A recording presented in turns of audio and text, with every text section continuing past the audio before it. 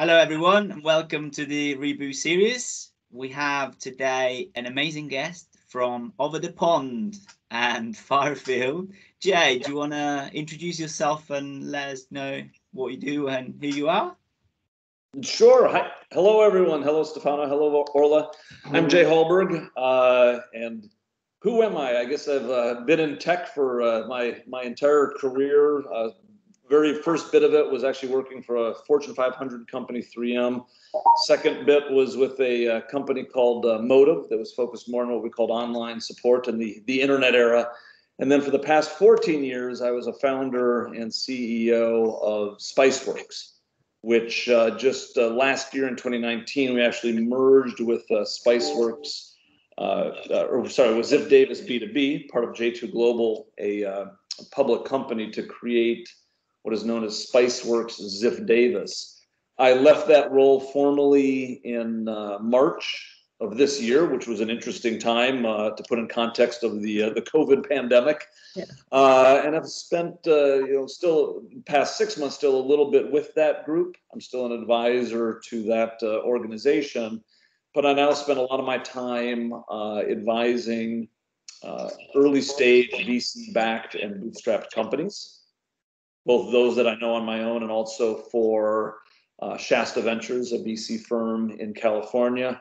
I'm also doing some advisory work for the Linux Foundation, which you may be aware of is very heavily involved in a variety of open source initiatives.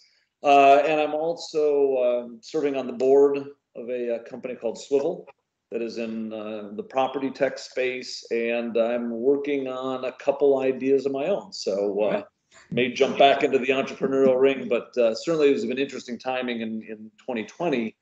Given what's happened in the world, just to make this sort of transition and actually be able to pursue a number of things. So that's a bit of who I am and what I'm up to at this point. Amazing.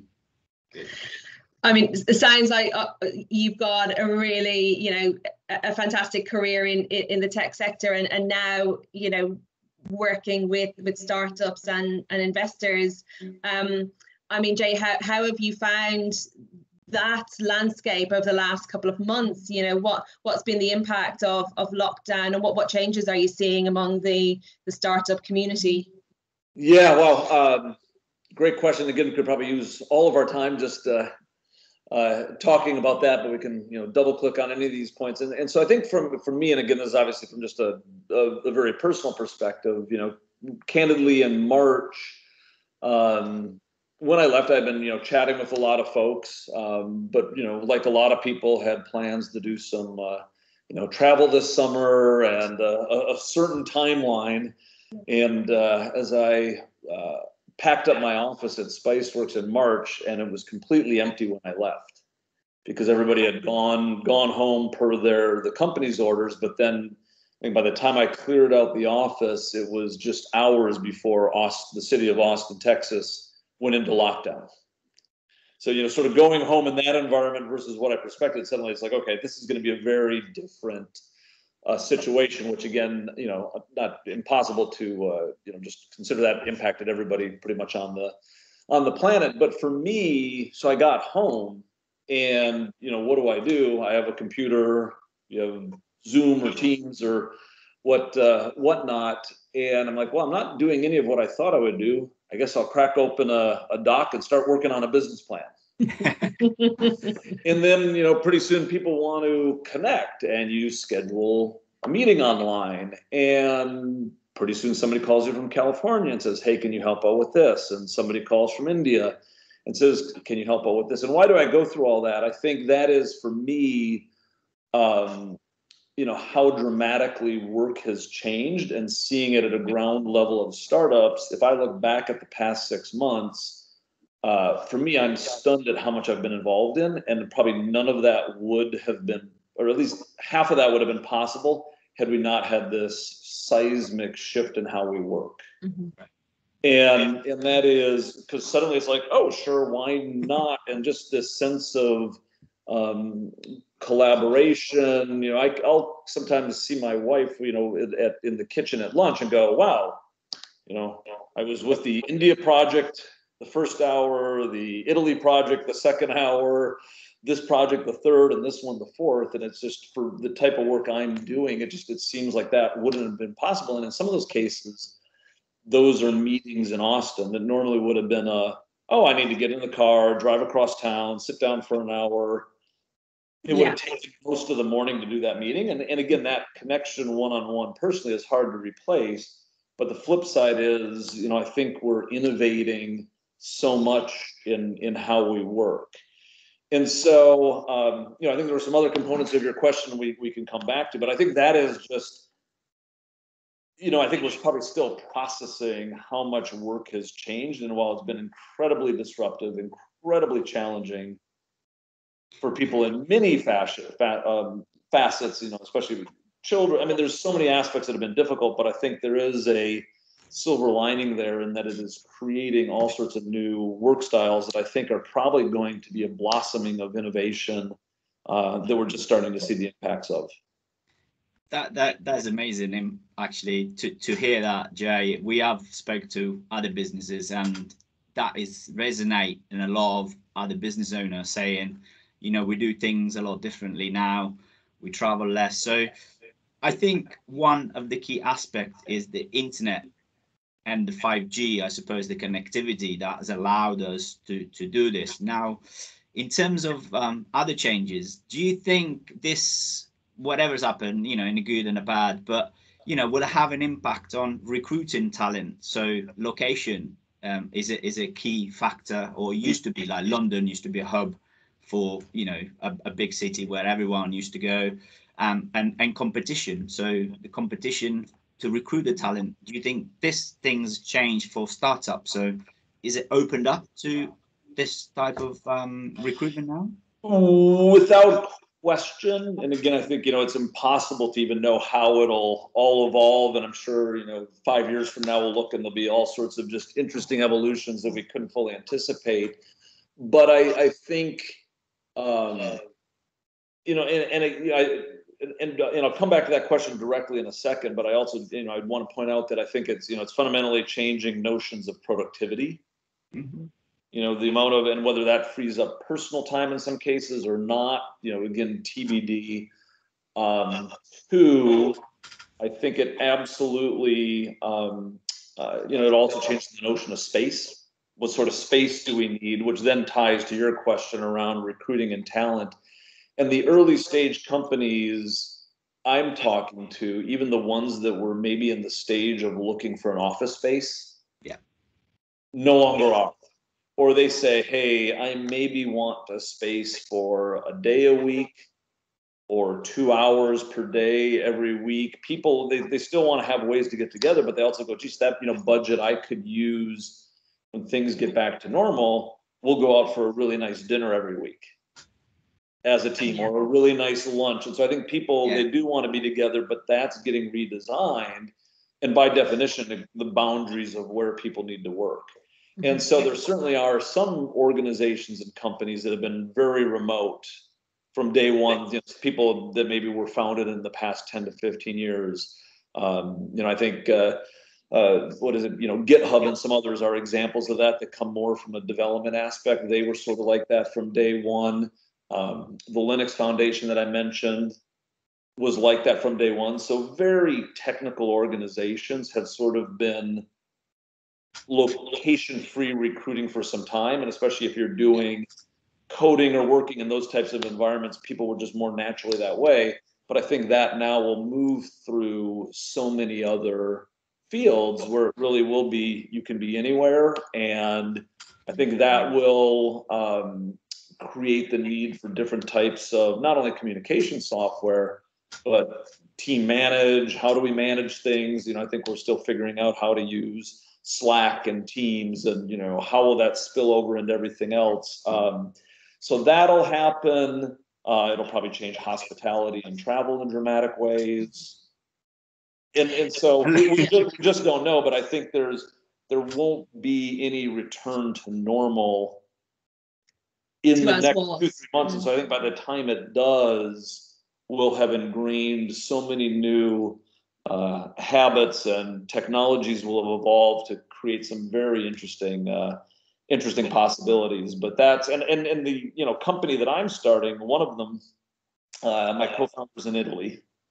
All right. and so kind of from day one, and I'm not even sure this would have been possible, if we would have even thought of it, 6-7 months ago. But suddenly it was like, hey, let's work on this thing together. Oh, sure, this is, and so by definition, we'll invent that from the ground up as being an officeless global team from day one. We'll see how far this idea goes, but if it grows, it'll do it entirely in this new fashion. Amazing.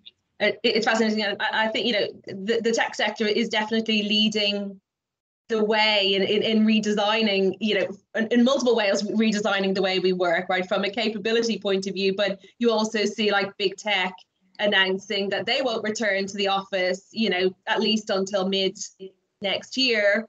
And you're seeing then, tech startups are just going virtual from day one.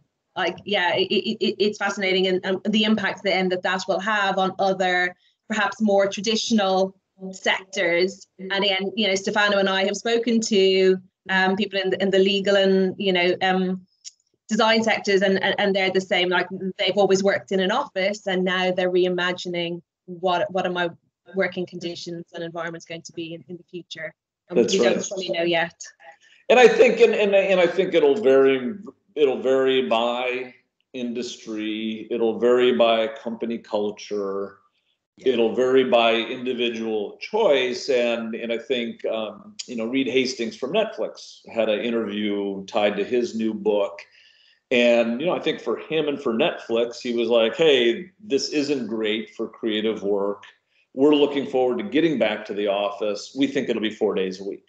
So that's one change. But obviously in the, he said for debate, and because there's so much in a creative field, I think there's sort of a sense when you need to be in a more creative mode, Come together Zoom then. or these formats may not be the best for that. They may not be great for more than 9 pictures on a screen. And we'll figure all that out. So I think you'll see it vary some by industry. I think you'll see probably more people will get together for those projects where they need to, when they want to. But again, and I touched on this earlier, and I think I'm seeing it some with myself. It's just in some cases, I think it's freeing up some of that productivity is freeing up the model where people are going, wait a second, I can do 2 or 3 things. Yeah. Effectively. And when you don't need to be in the office 8-9 hours, you give up some things, but you also kind of realize, some of those hours in the office, you're just sort of sitting there to look busy and to answer that one question that could come across in a different way. And I think as we kind of, come to grips with that, there may be some more notions of this, kind of free agency type model, or getting people to work on multiple things, which in some instances, could be really exciting for society and individuals as to what that means. It's scary, but it's all part of the ever evolving, the dynamics. Contract as we hurdle or whatever word you want to use forward. I think it is it really is the type of as a senior person, I think is important, or is quite exciting to know, okay, I can get involved in like 2 or 3 projects. But what we're trying to I think the question is about the skill gap in the junior staff. I think you were a founder of a really successful startup. You had loads of people, but not everyone was senior. Not everyone can get on with the work. And if you can, that's perfect. But I think what do you think needs to change in terms of learning? How would you bring younger talent across? Not being in an office, not have that culture, not have that banter. Was like office, nice, play a game, and that's right. That's a great question, and I'm not sure I have even a mediocre answer for that. and I'll start with an observation or something I had read anecdotally. I don't recall the source, but there is, I think you nailed it, and it's not just skills, but if you sort of think of people who've been in the workforce in certain, roles for 20, 30 years, they have the network. they have the family. There's a whole bunch of things you've accomplished that then, you're able to tap that network. And I read something that said it was a lot of the folks that were in their 20s were having the hardest time adjusting because they often don't have the families, the nuclear family or whatever, they're at home. They may be living alone. They also haven't established the professional network, and you use a lot of your 20s and 30s, early 30s to do all of that. Yeah. As an aside, my wife, she and I met at work. Yeah. And there's a lot of so there's a lot of so that's the situation. And that's the root of your question. And if I look at and again, I think I'll just be honest, I just don't know a bunch from how you manage those organizations as to, again, I'm seeing some of the companies I'm working, they're much smaller scale. It is interesting to see the camaraderie, sort of the scheduled happy hours they do. So you try to recreate some of those things in the office. And so I think that certainly leadership needs to be aware of that, create those opportunities, recognizing we're sort of designing and figuring that out on its own. And then,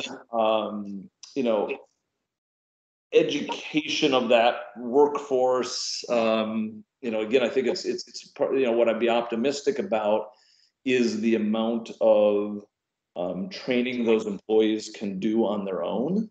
Yeah. And perhaps I think, companies would probably want to maybe move some of especially over time, some of their real estate savings potentially. Yeah. Into higher training budgets. Yeah, I agree. I think and that is inevitably companies will reassess their real estate over the next 10 years, whether their lease comes due in the next year or 10 years. And as they do that and start maybe planning for a 20%, 50%, 80% footprint, some of those savings could be invested in the skills training for that workforce.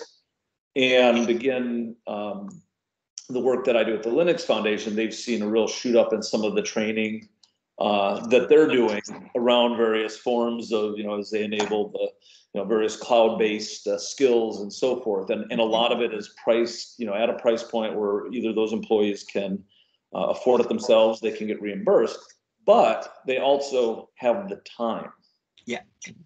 And so if I'm not commuting, and I'm not in some of those other meetings, not only, I might have an extra hour a day to take those classes. And it doesn't just have to be computing related classes. It could be anything. And so I think, a good question, haven't given it, a bunch of thought. I think it's one part, what can the employer do? But I think it's just having that discussion. But I think there's an opportunity to say, hey, there's extra time and there's extra dollars to invest in employees to help them adapt to these dramatic changes. Amazing. Yeah. No. You mentioned there like an explosion in training, and I think out of situations and change like this, like new ideas and innovations and development opportunities arise. And I know from people that we talk with, we're seeing certain trends emerge. Like hotspots for innovation and development. So whether it is supporting disparate workforces, or we're seeing security for remote employees, that's really popping up as a hot topic. I guess in the wider startup community, are you seeing particular trends emerging, like coming off the back of this extra time is being spent on innovating? Are there particular trends that you see? I wish I did, or I knew exactly what those are, and then I'd go and invest in each one of those. I'll write them down. That's right. No, to be honest, what I'm seeing now, and part of this is sort of you kind of have to be aware of, kind of where your perch is in the ecosystem. And so with my work with Shasta, for example, and some of the other VCs, we're tending to see I'm tending to work with companies that were probably formed 1 to 2 years ago. And no surprise, a lot of them are using some form of artificial intelligence. Right. to do some, innovation or improvement on something somebody else has been doing for the previous couple of years. And so there's an extraordinary amount of, .ai companies. Yeah. In their names, and kind of pick your application. They're doing it, and they're doing it with a very efficient team of, 5 to 10 people coming up with some really exciting solutions. So that's where, that's what I'm seeing a lot of, is sort of pick the application and how is AI being applied to it. But that's sort of a function of who I'm hanging out with.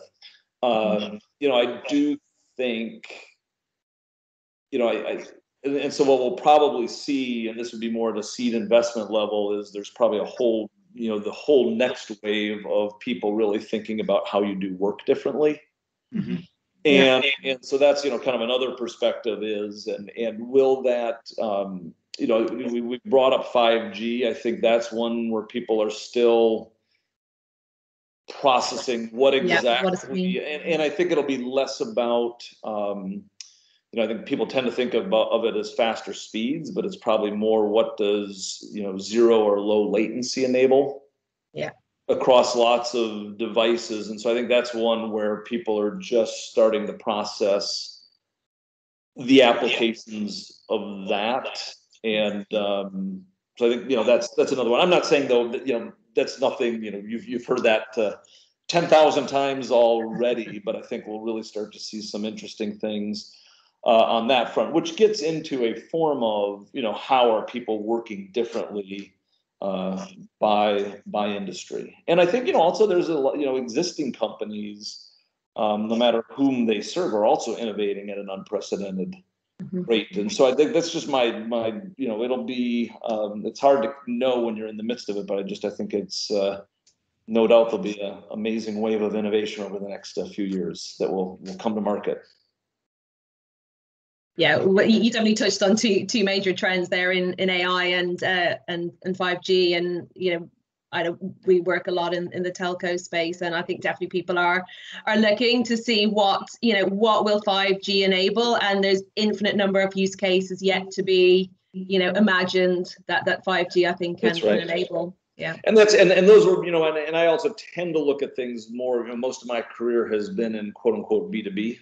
So that's also, a bit of the filter you'll get from me. It's, so much of what we see in the consumer space and some amazing things are obviously innovated much more in the youth. And I'm a bit removed from that market outside of, keeping tabs of what our girls are up to, but it's I think kind of mind boggling, just the rate of innovation in that whole space. And that's one of the ideas I'm working on, is dabbling in something that's a bit more direct to consumer, but even that is, maybe a bit more aligned to people in their upper 30s to 50s, more my cohort. So. Yeah. I think one of the key thing for businesses, I mean, new and old, I think is resilience. I think if anything, this COVID has teach any business is about being able to adapt quickly and be resilient, because I mean, if you look at the likes of Zoom was around for a long time before it became really famous, but what it has allowed them to do is scale up so quickly to so fulfill the requirement of like a majority of the people. So in terms of resilience, what would you say, or what would you advise a startup business, or what should they think about in terms of when they think of the idea, how can they make it resilient? Another interesting they're not questions, they're just about question. And you really get to things that make you ponder, because I think that's a great word, resilience, and that because I think at some limit, if we really take stock at what sort of humanity went through in March, it's stunning how resilient businesses were, how creative people were, how optimistic, and again, from a technology standpoint, had this been 1, 5, 10 years ago, I'm just not sure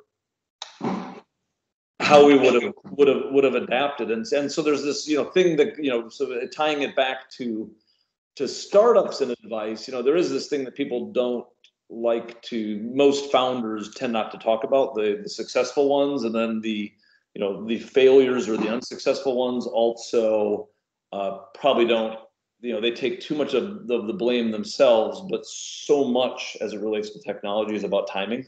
Yeah. And some luck regarding timing, which you never fully know. Yeah. When be beforehand. And so I think that is, my advice might be a bit less about the business model and more just the resilience of spirit. That's good. Yeah. And probably, and recognize that, if things are tough, it may just be a function of timing, and again, the ramifications of that can be unfortunate, financially and psychologically and all that, but just don't take it all personally. It's likely not your fault or decisions you made. It's just things may not be lined up, and at some limit, know when to pack up the idea and move to the next one, or refashion it, or something like this. And so that is, that would be one bit of advice, I guess. The other thing I'm seeing, again, with some of my work, hands-on, is depending on what stage you are, be resilient, or be very thoughtful on how you test out your product market fit. And that is, I think, and sometimes people are so excited to get to the revenue, they try scaling that before they've really taken time as founders to understand where is their product market fit, what's the right investment that goes with that to capture it, are you building the right team? And so just be thoughtful on, before you get ahead of yourselves and the need to make the revenue or money, just make sure you know what that product market fit looks like. Anyway, those are two thoughts. That's good. Yeah, I think like you say, we've seen a lot of people, and this is what a lot of people have advised, is just like look at every phase. We've seen a lot of businesses, like you say, taking a really knock-on effect on the possibility of like the downturn. So just control what you can. This is something we heard before, and like you said, just don't focus on the bads and knock yourself down. I think is important to just stay positive and look at it as a phase, learn from it and move on. So and then when you are innovating, check there's a market for your product and your innovation. Good. So I would say thank you. That's been an amazing time. I know you're an incredibly busy person, and I think we both really, really appreciate you taking the time to talk to us, Jay. All right, well, super fun. Always great questions. Great seeing you, and thank you for taking the time as well. Thank you, Jay. Hopefully see you soon. All right, cheers. Okay, take care. Bye-bye. Thank you.